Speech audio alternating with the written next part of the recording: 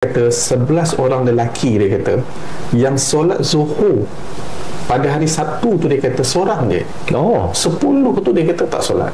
Itu saya tanggungjawab pertama seorang suami itu, dia ada 5 perkara. Yang asas pertama, tanggungjawab kepada Allah dan Rasul.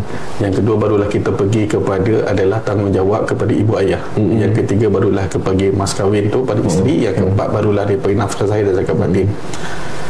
Saya kadang-kadang Ustaz ni,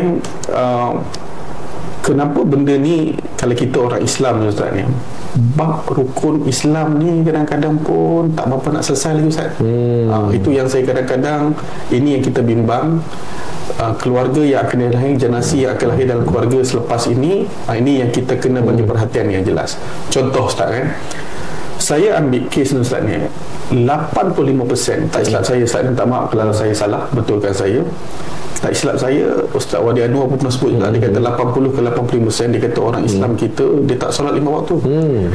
Saya baru-baru ni Ustaz ni cerita tahun lepas kot ni, masa saya satu kursus kahwin.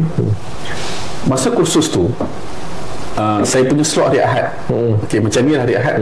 Saya selalunya saya punya slot hari Ahad, dan kursus kahwin ni dia akan pergi 1 hari setengah sehingga hari Ahad. Betul?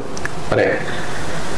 Dan di tempat yang saya di Kuala Lumpur tu, saya tak sebut mana tempat lah saya, dia rumah kedai 2 tingkat macam ni. Alright. Dia ada satu dewan, belakang tu dia ada bilik musalla. Masa tu peserta kursus tak ramai, 25 orang, 28, dan lelaki masa tu ada 11 orang. Yalah. Dan saya punya slot hari Ahad. Dan hari Sabtu tu dia slot pukul apa? Masa tu saya punya slot pukul pagi 9. Dia kalau pukul 9 lah.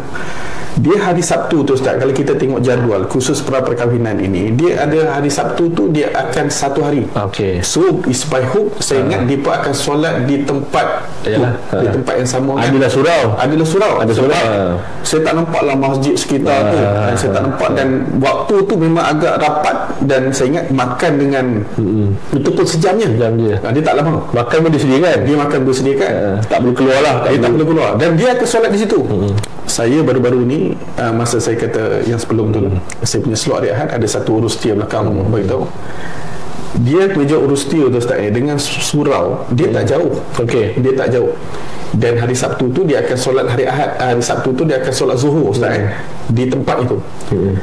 Dan dia kata secara pemerhatian dia kata hari Ahad tu dia sebut dengan saya, dia kata, Ustaz tolong tengok sikit lah kawan-kawan kita ni, dia kata kan, tegur-tegur sikit Ustaz. Dia kata 11 orang lelaki, dia kata, yang solat zuhur pada hari Sabtu tu, dia kata seorang je. 10 tu dia kata tak solat. Itu saya nampak Ustaz ni, kalau ini yang kita bercakap, salah satu kenapa salah satu Ustaz ni kita bercakap apabila tanggungjawab itu tidak dilaksanakan, yang asas ni kepada Allah dululah. Kalau kita sebut Allah dan Rasul ini, dia akan jadi besar Ustaz.